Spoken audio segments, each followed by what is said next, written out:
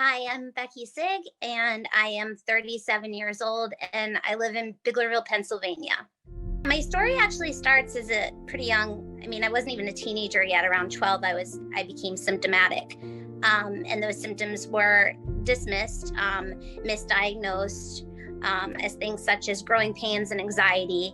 When I was in college, I was a Division II tennis athlete, and we had our first indoor match of the season for my senior year. And all the symptoms I'd been feeling since I was around 12 decided to multiply right there on the tennis court. I was in ventricular tachycardia. My blood pressure got all the way down to 45/36, and you are hearing that correctly. Lucky to be here right now. They had to shock me with a defibrillator, an AED, twice to keep me alive. I had an ICD implanted, which is essentially an AED that's put inside of you.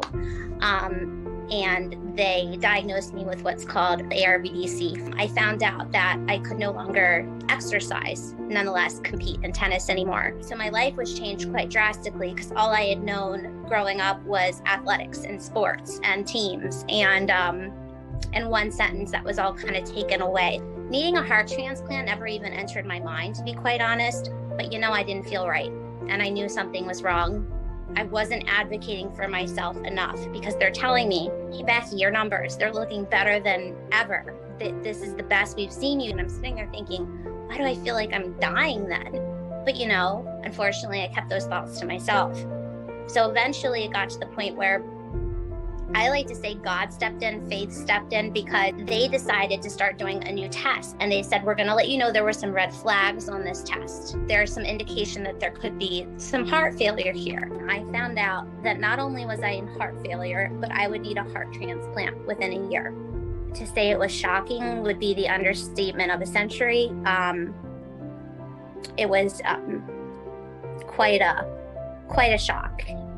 So April of the next year is when I got my heart transplant. It was just quite a miracle what happened, and I ended up getting it on Easter Sunday. If that hadn't happened, I can say with 100% certainty, I would not be sitting here talking to you today. They said the heart was too large for a child and too small for a regular sized adult because I'm 5 feet tall. My height literally saved my life.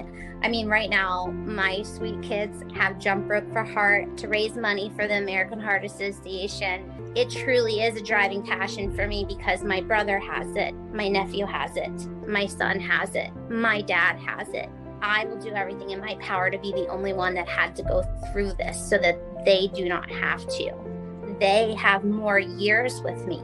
Annabelle is 9 and Jackson is 6. Would have he even remembered me? He was 5 years old when I got that transplant. And it's like just to have that gift of time with them is everything to me. It's everything. I owe everything to that donor, and there's not a day that goes by that I do not think about them and carry them with me and try to live a life that's worthy of this gift.